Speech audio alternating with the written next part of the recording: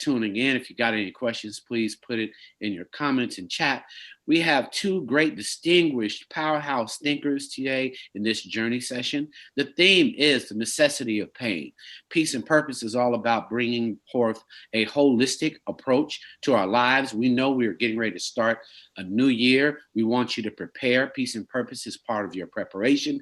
These young ladies have information for us all to create tools on our journey in life, which is why we call them journey sessions, are key to being able to identify in our minds, in our hearts, and in our souls exactly what it is as we transition through this life. Now, transition doesn't mean this day, but right now, I want you to tune into this so that as you go through your transformation, that you're able to listen to Minister Jessica Johnson, so that you listen spiritually to her. Dr. Toy is going to give you some practical, theological applications to add to your toolbox of transformation. So part of that is so that you have an identity to understand that there's a lot of ideology, there's a lot of practicing.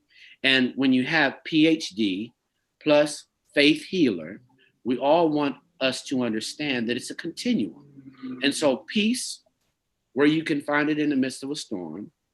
Purpose, so that you understand that even in pain, the necessity of pain, there is a purpose. So how do you take the purpose of pain and actually a plan and a spiritual value? So I hope that I've captured the essence of the necessity of pain, ladies. And I want to thank you both for participating in this journey session, because we are all, Dr. Toy, on a journey.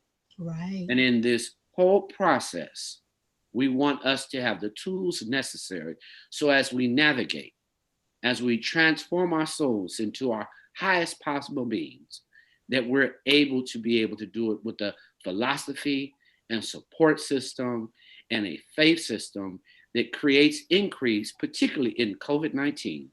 Right. So I want to thank you all for doing this journey session. I am going to turn off my camera so I can enjoy this. But ladies and gentlemen, I bring to you a true professional of God, a true server of God, Jessica Johnson, and a true trained. See, we're not just coming with somebody who might not have an idea. I want someone who has a real practice, a private practice, so you can share your stories, share your pain with a professional. We do not want everybody in this world not to have a practice of mental and physical health, and to have a relationship with practitioners that look like us. If you can find one, and thanks to telemedicine, you can actually find one if you're looking. So, Dr. Toy, Minister Johnson, I'm going to check out here. Thank you for coming to Rolling Out Journey Sessions, The Necessity of Pain. Thank you, Johnson. Thank you so much to you, Melinda, the entire Rolling Out team. Thank you for creating this space for self-care, introspection, and just self-reflection. It's rare to get an opportunity to actually sit back, stop what we're doing, and actually focus on ourselves to see where in our journey we can find further opportunities to develop our peace and to further promote our purpose as we go through life and reach our various destinations. So I really appreciate the opportunity and to just be the journey guide in this space today. And we are exploring, as Munson said, the topic of the necessity of pain, which is a cool one that ought to be very rich. Today, we are welcoming our special guest, my dear friend, Dr. Toy Lisa Mitchell. And Dr. Toy, I have to read your bio. More than anything, I know you personally. I know just the mind that you are, the articulation that you are, the actualization of the things that you teach. So I'm just excited to have you, and I'm grateful that you decided to spend this time with us here tonight during our journey session. Dr. Toy Lisa Mitchell is a professional licensed mental health counselor with a mental health service provider designation. She is the Director of Integrative Behavioral Health Services at Neighborhood Health Clinics in Nashville, Tennessee. She's also a private practice therapist at Talking with Dr. Toy, PC.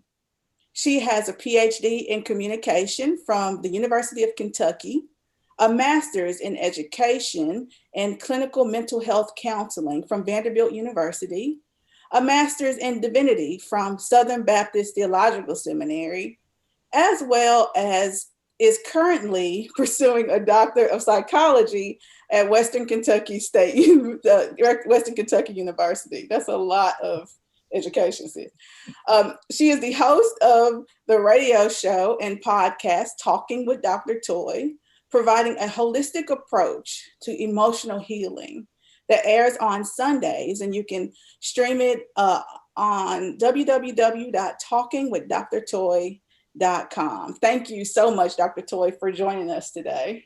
Well, thank you so much, Jessica, and the family for inviting me and having me here. I am so grateful for this platform and this space where we can discuss these particular type of issues. And so I am honored to be here, and I look forward to the conversation. Yeah, it should be fun. We always have interesting interchanges. Right. Never fail to challenge a thought. So last week we explored pain, peace, purpose, thriving through trauma. And we invited my friend, Dr. Nicole Martin here. And we explored kind of how to name our peace and realize that there's an opportunity for taking time to heal and deal with trauma. Which is defined and can be defined as a heart wound. And this week we continue to explore pain with the realization that we're not dwelling in it or on it, but we are also trying to draw value from it. So I think it's interesting that we chose to have this particular topic, the necessity of pain, because we often hear the term no pain, no gain, or God doesn't waste any pain or suffering. So let's kind of do some framing here. Can you really help us understand what you mean by pain? Well, yeah, I think one of the things as a counselor that I come in contact with, especially with working with individuals, is that I'm not only definitely trauma, but also emotional pain, and basically it's really distress that we experience in our lives that may be caused by others.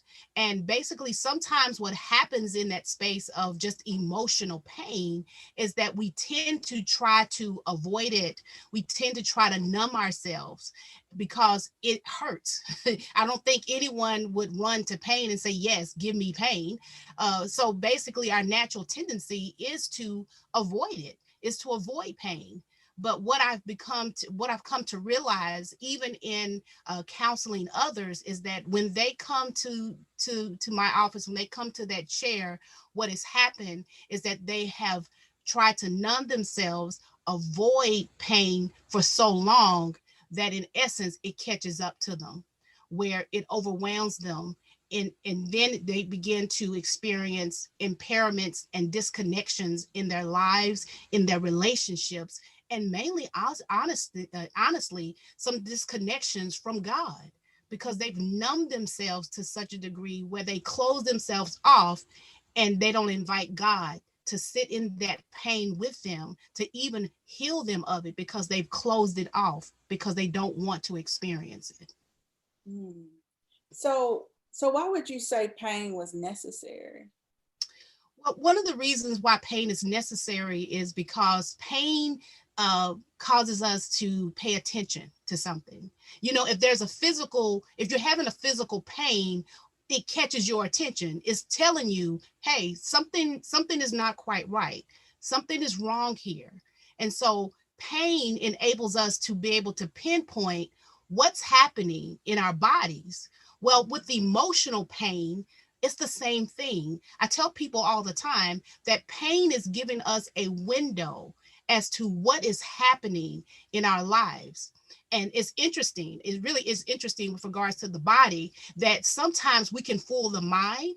We can try to avoid and all this, but it shows up in the body, whether it be somatic symptoms, whether it be other aspects of high blood pressure and all of this. So the pain is telling us, hey, hey, hey, pay attention. Something is going on, and I need you to focus in on it. Why is that necessary? Go ahead. And double click on what is a somatic symptom. Somatic symptoms are symptoms that are sensory in nature. So it's and they are induced by stress and other things. So they're sensory in nature and really induced by stress, anxiety, and anxiousness. Got it. And it shows up in our bodies in that sense. Yeah. So how does like therapy help with pain, this type of pain elimination? As far as somatic symptoms or just in general, just pain? Well, what therapy allows one to do is to have a safe space, first of all, to be able to bring that pain in. Because so let me say this, because pain is it causes discomfort. It not only causes discomfort for the person, but for others too. Especially what I found also in the religious community sometimes. Sometimes when people are experiencing emotional pain or whatever type of pain that they're experiencing, it's uncomfortable sometimes. And so what we seek to do is to say, well, just pray about it. You'll be okay. God is working it out and this and this. And so not saying that those statements are bad within themselves, but what it also does is that it creates this space of, you know what, just grin and bear it. And sometimes it shuts people down in a sense where they feel like, well, I can't share my pain because no one wants to be bothered with it. No one is comfortable with it. And so basically what therapy does, it provides a space for you to be able to freely, non-judgmentally sit in a space where we can begin to process and work through that pain where you're not shamed for doing so. So what do you say to the person who says, I have Jesus or I have a spiritual being? Why do I need a counselor? Why do I need a therapist? Well, and that's a great question. And, the Bible talks about how the Holy Spirit is a counselor, and that's awesome. But one of the things that I also encourage people is that also throughout the Bible, God used wise counsel for his men and women of God. When you think about Moses, and his father-in-law saw him saying, well, Moses, you doing all of this, you need to do this. That was wise counsel. And so God brings people into our spaces to assist us. And so one of the things I encourage people to do is that many times we box God in with regards to whom he can use.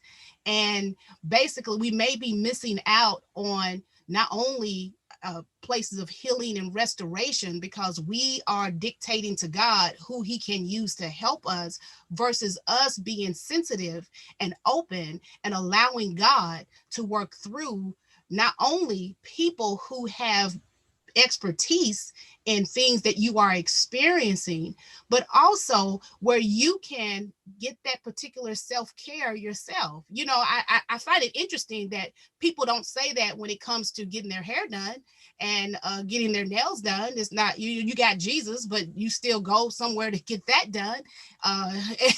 And so I just find it interesting.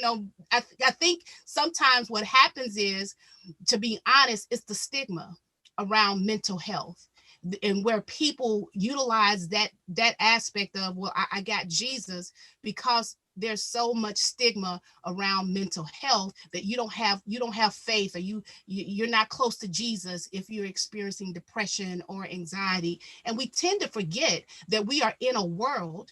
The Bible tells us that we are in the world, right? And so as a result of that, we're going to experience the things in this world. And so as a result of that, why not have or be open to what God and who God can utilize on your journey towards healing and restoration? It's this terminology that's called a spiritual bypass. Mhm. And basically what a spiritual bypass is, and I just kind of, let me just read it.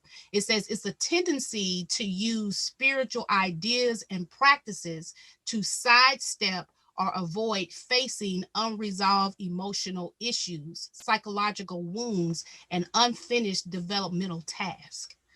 And Mhm. so sometimes what we do is, well, I'm just going to pray about it. God has it.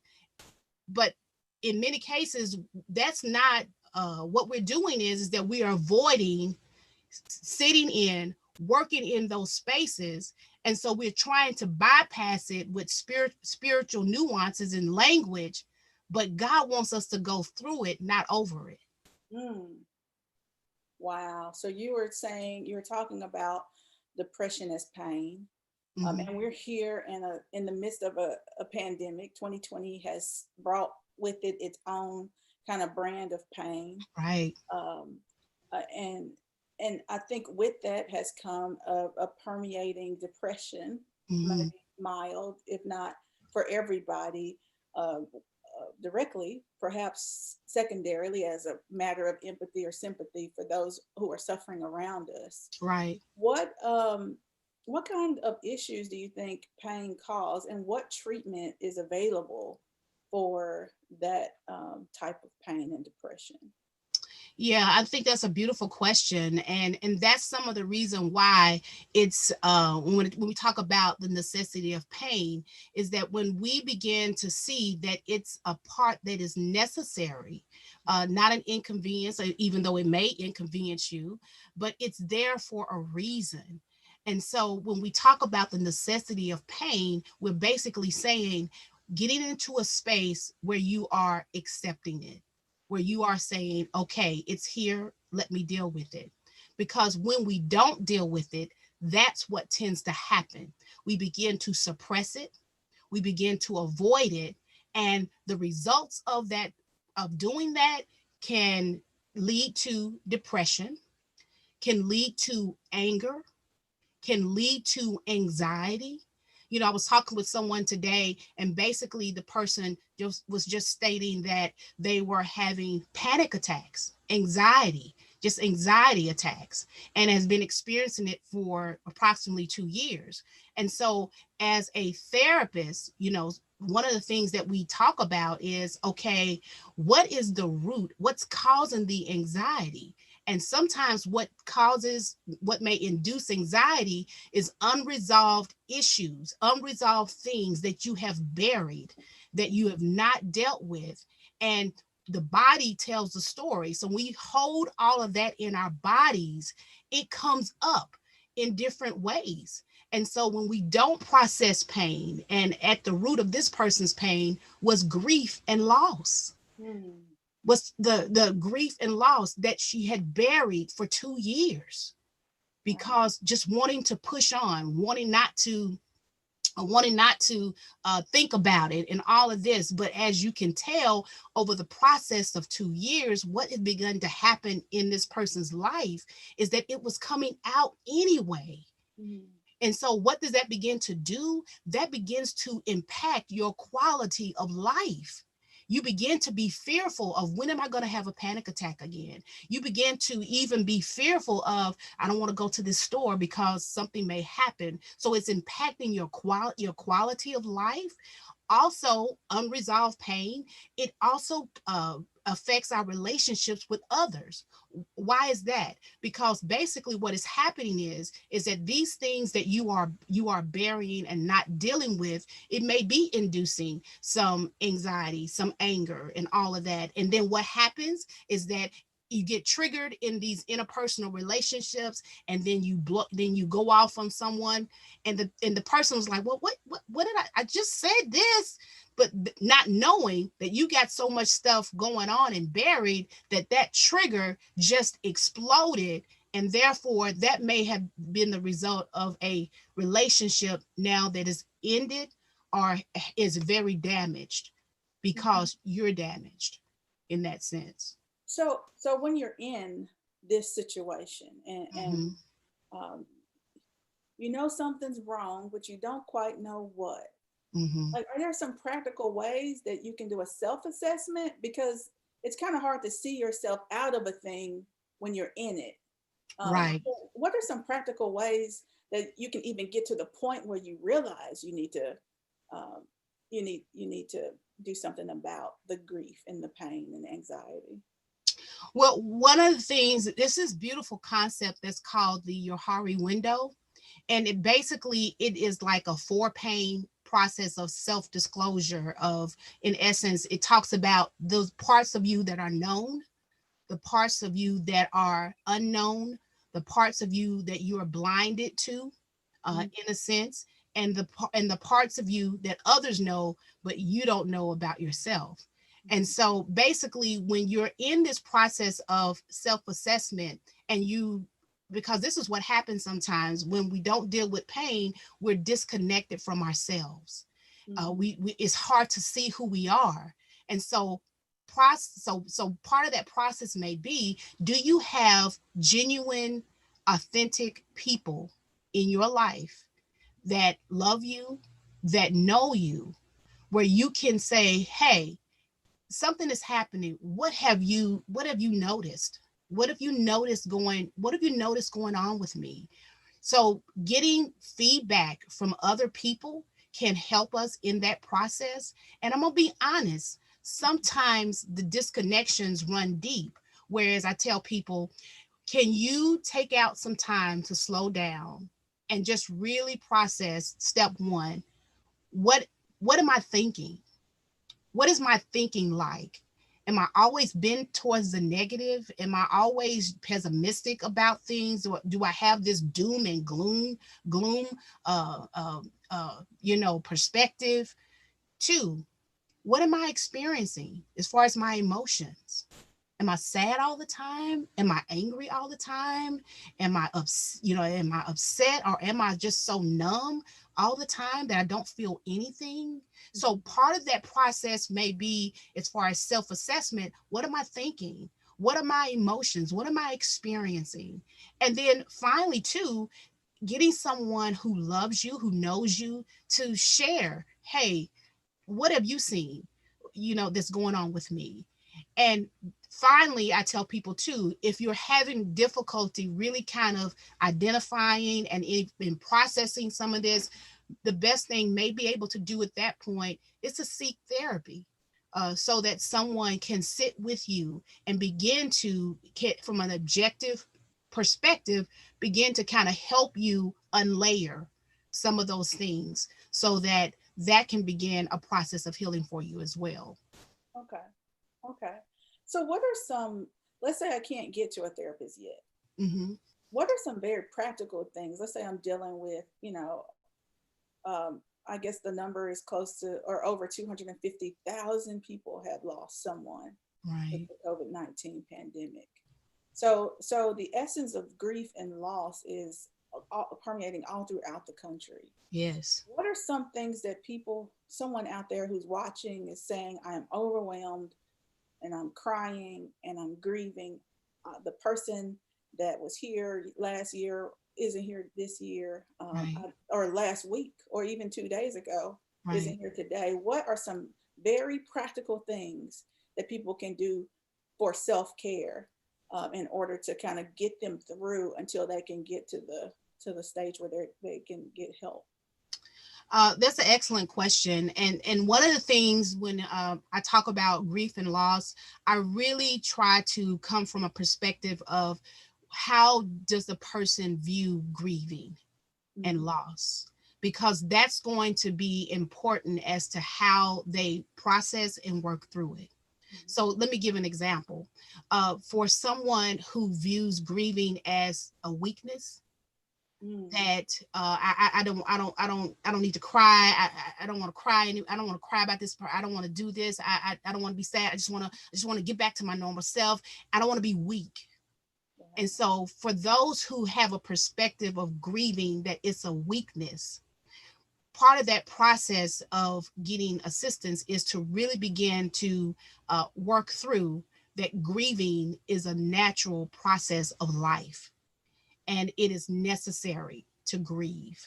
So that would be the first step, really embracing and accepting that this is a part of this is a natural process of life, is to grieve. And it's okay. Doesn't mean you're weak. I tell people all the time, especially Christians, I said, when Lazarus died, Jesus grieved, he wept, and we don't see him as weak. It's a part of the process of life.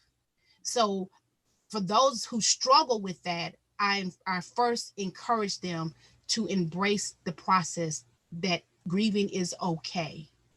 Secondly, one of the things that I encourage people to do as well is to definitely, if possible, seek support. Part of the grief and loss process that takes place is that the person begins to isolate and pull themselves away from people. Now, here's the thing: some people may not be able to handle your grief. I mean, and that's just real, because some people are uncomfortable. Remember, we talked about uncomfortable with pain, uncomfortable seeing it. So some people may not be able to hold space for you in that. And so be prayerful and discerning about who can hold space for me. And this is a lesson for those who are holding or want to hold space for people who are struggling with grief and loss issues. You don't have to fix it. And so sometimes what happens is that because we're uncomfortable, we go into fix it mode. Just keep your head up and this. Part of what you can do and be in that space when someone is grieving is just be present. Just say, I'm here. Whatever you need, I'm here. Don't try to fix it, or because you are believing, especially if the person has a relationship with God, that God will strengthen, God will comfort them. You just be a presence to them and assist them. So that's what I would kind of give to people who want to hold space for those who are grieving. Going back to the person who's actually grieving, like I said, secondly, find support. And third, I really just got some information from this group, and it's called a live hospice. And so there's this, they offer free, I think, virtual support groups as far as grieving, especially in this space of a pandemic. They offer support groups with regards to those who are in that space of grieving. And so that may be an opportunity as well, is to find yourself or connect with that particular support group. And finally, one of the things that I encourage people to do, and maybe that should have been my first point, is that allow God into this space of grieving. Be transparent and open with God. Lay it out to him. And then ask God for what you're needing in that moment. His presence, his strength, his comfort, his peace, his presence, just to help you walk through this valley. And when you open that up, we see, in essence, or begin to experience the Abba of God, the Daddy of God, who comes along, the Holy Spirit that comes alongside us, but the Daddy who takes us up in his arms and upholds us. We begin to experience that when we open that up to God and not close it off to him. So as we allow ourselves to open that spiritual space for healing, from a spiritual standpoint, why is it important that we wrestle with the why? So I think that's important in understanding the necessity of pain. And often we shy away from the why ask why question. But I think it's important that we wrestle with the why in our spirits in order to get to the point where we can understand that some pain is necessary. Right. Yeah. I mean, when you say the why of it, I think in some some instances, I hear what you're saying is that when we are going through this aspect of pain, we're asking why did this happen, and why did this happen to me? And and my thing is that God is okay with our questions. I mean, he really is. You know, I tell people all the time, God is not so fragile that he is not open to your questions. But I think in some places too, we can use those whys as a part, as an aspect of intellectualizing our experience versus not experiencing with the heart. And here's what I mean. It's like the pain can be so intense that we go to our head and begin to say, well, why did this happen? And because sometimes we figure that if I can figure out why this happened, then that will ease my pain. That will ease it if I can figure out the whys. And sometimes, to be honest, sometimes we're not going to get the answers. We're not going to receive the answers. It's okay to ask the question, but my encouragement is to really begin to process and identify, why are you asking the question? Is it because I really want to know? Is it because that if I can understand why, then I can escape the effect of the pain? Remember the spiritual bypass in some ways. So it's like, why am I asking the question? Why am I asking the question? And part of this process is too, what if I don't get an answer to the question? Can I trust that this process, that God is in this process with me, for me, even if I don't totally understand everything? Is what reason that the Bible tells us to lean not to our own understanding, but in all our ways acknowledge him. And so that comes with a degree of trusting and relationship and fellowship with God. That even though I don't know the why, do I trust him to hold me and to bring me through it? But again, it's okay to ask why. However, your healing is not necessarily dependent upon you getting the answer to the why. Is there a such thing as inherited pain that can be used like from generation to generation? And in that context, is family counseling, recommended as far as dealing with familial situations of family dynamics that are just grotesquely painful that we don't deal with?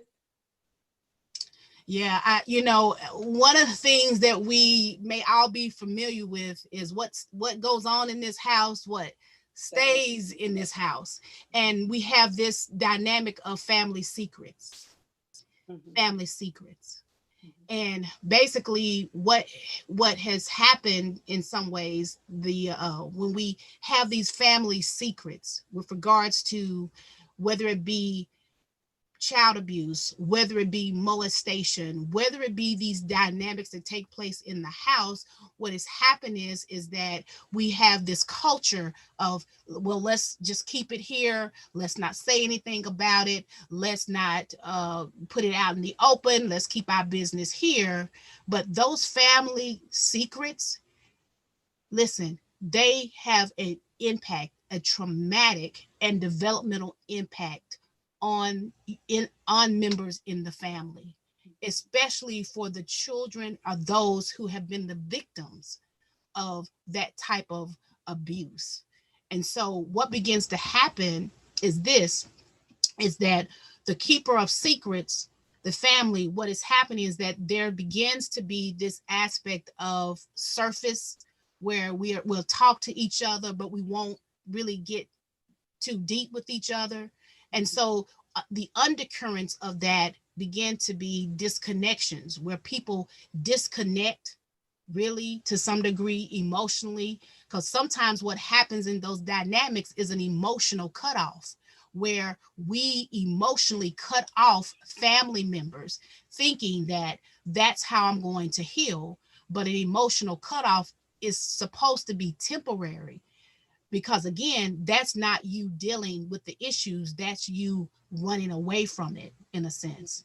And so when we have these kind of like generational things that are perpetuated from generation to generation, you begin to see the manifestations of that in how the children grow up, whether if it's a person that grew up in an alcoholic home and they become an alcoholic.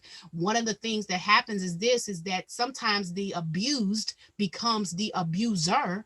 So we see a perpetuation of violence in that sense. And when we talk about aspects of depression and trauma and anxiety, it has an impact not only on that family unit, but the people that grow up in that family, they take that on to adulthood.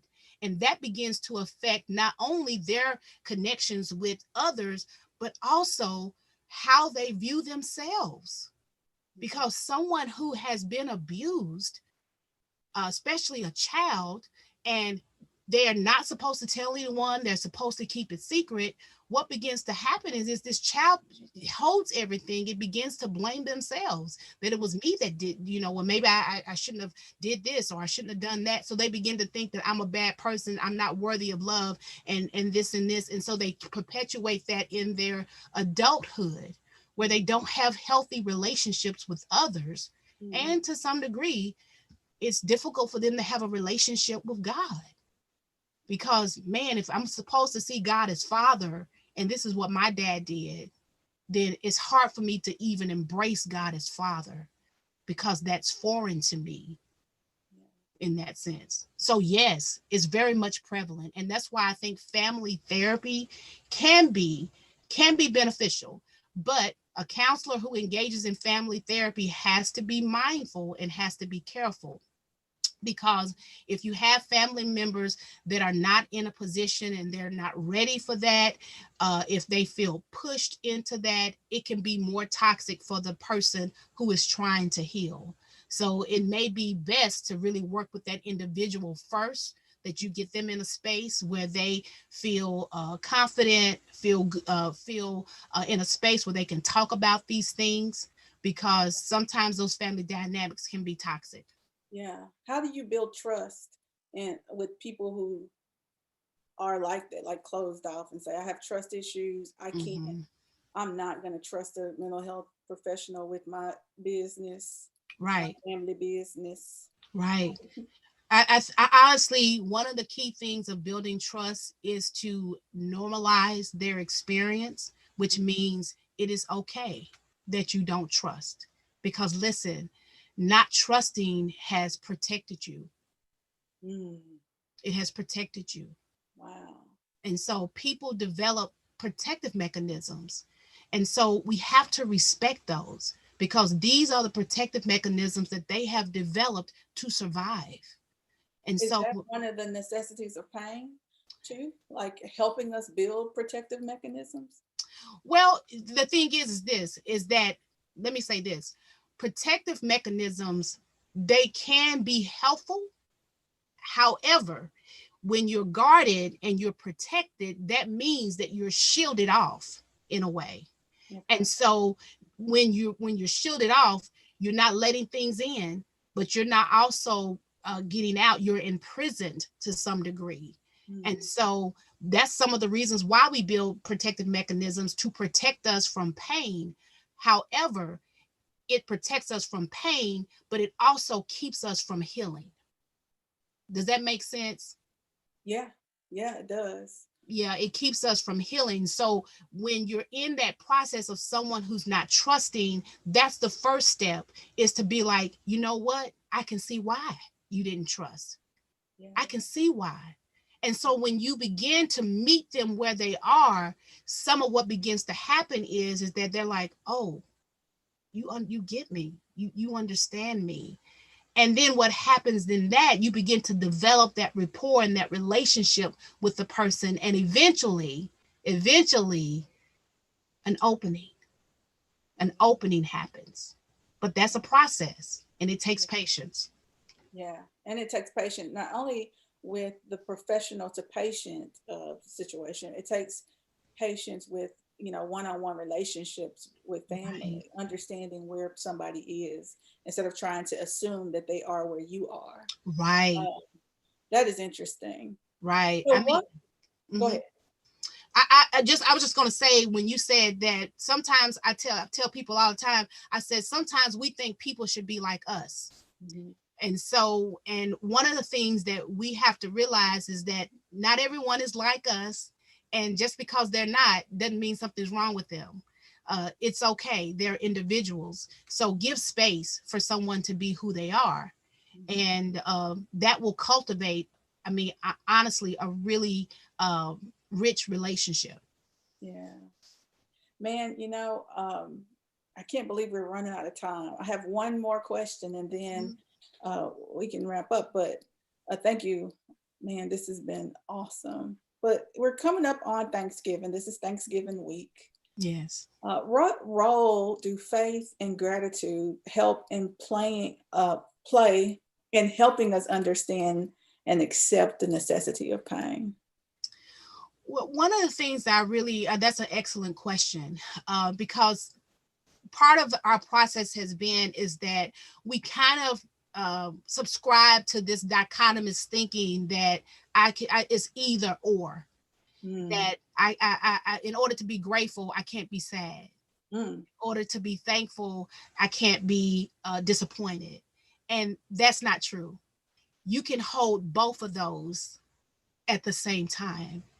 mhm. So, in essence, your gratefulness and your gratitude can be about gifts that you received that you didn't reserve, and you're grateful for that. But you still can hold this aspect of disappointment that, man, my family's not going to be able to get together this year. And man, I'm sad about that.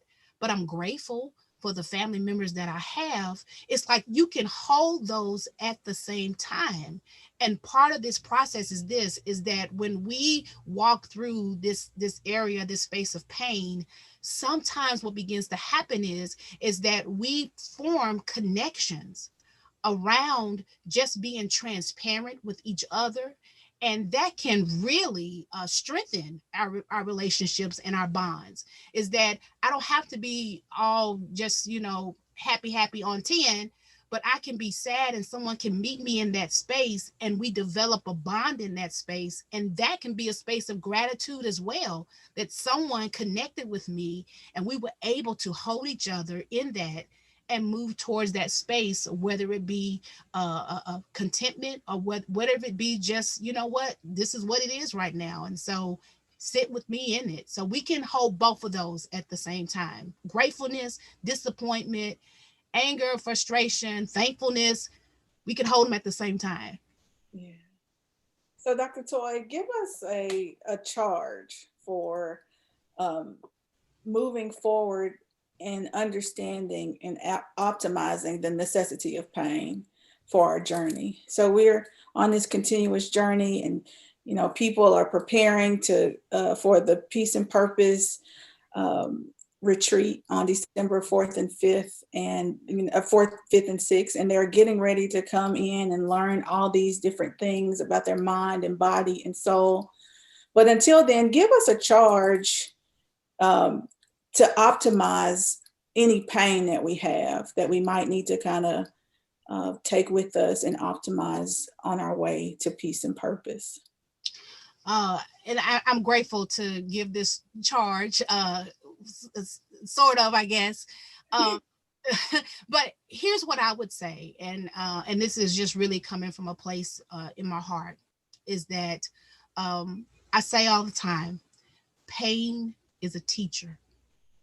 It teaches us. It teaches us about ourselves.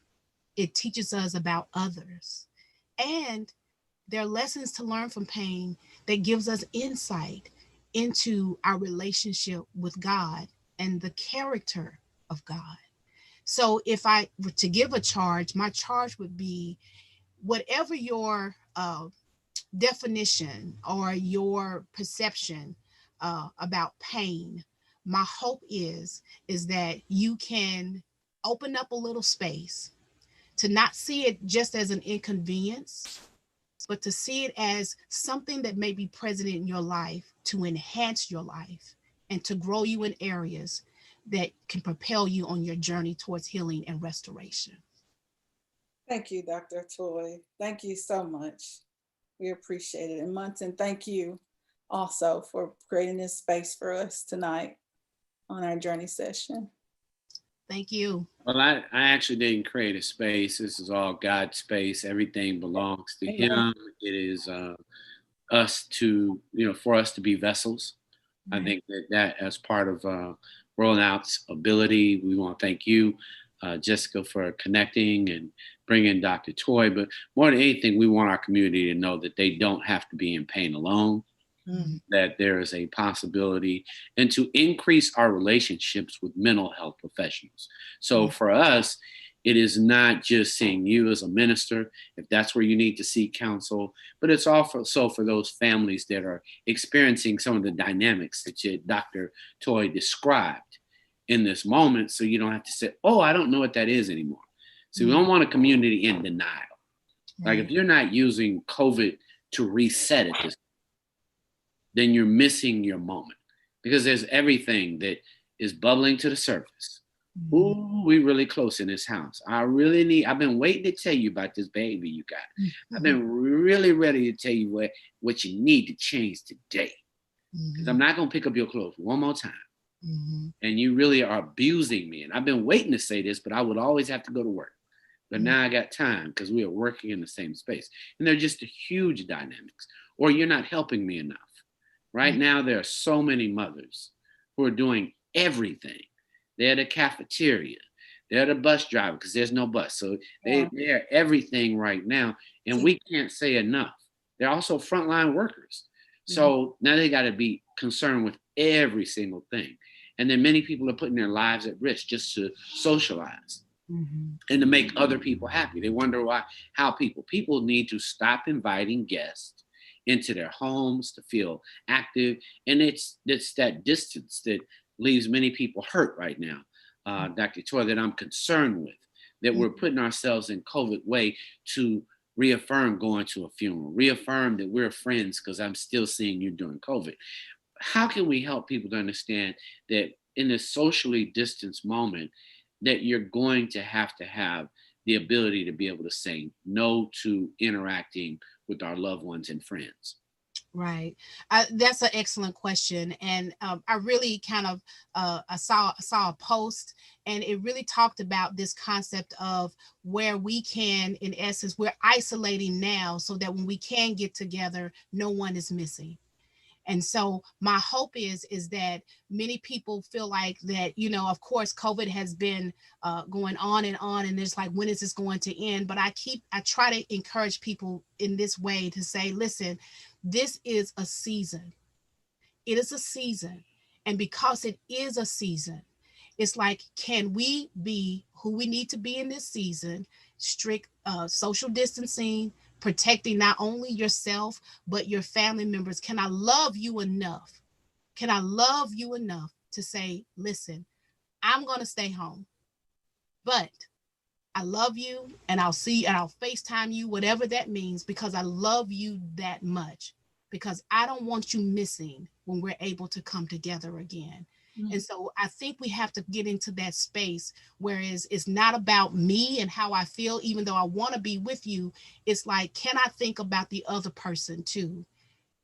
I want them here. And if that means that we're separated right now for Thanksgiving, that's what that means. But that's okay. That's my love for you. And that's why I can say no, because I love you that much. And I love me. And the other thing is the Jedi mind trick that people are kind of, we as humans want to do to the other person. We start to be guilty. And so how do people not buy into guilt of family dynamics? You're not going to be with someone, and people start selling guilt. How do they tell themselves that you're whole no matter what? People who are trying to get you to do something. And I would say traveling and COVID, but I would also, during this moment of excessive drinking, excessive eating, compulsive behaviors, learning how to, if you've gained weight, to not look at yourself as I gain weight, I get to change now. and start with a new day versus bringing yesterday into their today or their tomorrow. How can they do that without guilt? Because many people now, well, I've got here, I might as well keep eating these Oreo cookies. I've been eating them for the last 9 months. I might as well at least keep buying them. How can we get past that guilt and shame that just seems to be so strong that we all need to hear from you on how to remove guilt and, not feel guilty or be guilted by people? Right. Well, one of the things that in dealing with guilt and shame, those are really two areas that people can succumb to very easily. And so, one of the things I encourage people to do, even in experiencing guilt and shame, I tell them this. I'm like, listen, people are going to do that. They're going to guilt you. And so, what we've got to work on is ways for you to navigate this so that you don't own it. Because that's what's happening when someone guilts and shames you. What they're doing is that they're wanting you to own it. And one of the things I encourage people is this: listen, there's a such thing as false guilt, and you have to sit with that first to say, is this really mine? And if that is not yours, then you don't have to take that on. But what's going to happen is you've got to develop some strategies to hold to your anchor in to your position, because sometimes what happens is this person is used to you giving in. So they're going to keep pushing you because eventually they say, okay, they're going to they're going to give in. And when that practice has been developed, they're going to expect for you to give in. What's going to happen is this: one thing, have an accountability partner. Tell them, listen, I'm going to need some help. My family is telling me to do this, and I usually give in. Can you be my accountability partner to say, think about these things, think about your health, think about this? And so that will help you as well, but also distinguishing that just because I say no doesn't mean I don't love them. And so that's what sometimes we tie together, that if I say no, if I don't meet your need, if I disappoint you, that's the issue. I don't want to disappoint anyone. Well, listen, Jesus disappointed people because they had unrealistic expectations of what he came to do. But in essence, did that deter him from his mission or what he came to do? No. So listen, you're going to disappoint people, but the issue is their expectations could be unrealistic, and you don't want to tie yourself to that, because then resentment sets in, and you don't want to resent your family. So say no, and it's okay, and you still love them. And listen, they'll get through it. Keep it moving. Right. They'll work through it. Well, I want to thank you both for participating in journey sessions for Peace and Purpose as we roll up to Peace and Purpose December 4th, 5th, and 6th. Wonderful job, Dr. Toy. Jessica, great as ever. Minister Johnson, you are angelic in bringing it. And Dr. Toy, very prophetic in being able to share with us as we navigate this particular moment in finding peace and purpose to how each of us breathe the life into our bodies and have purpose for being a better vehicle for all of us to see. So without that, I'd like to thank everybody for tuning in to this journey session for Peace and Purpose on Rolling Out. Thank you very much, ladies, and good night. Good night. Right.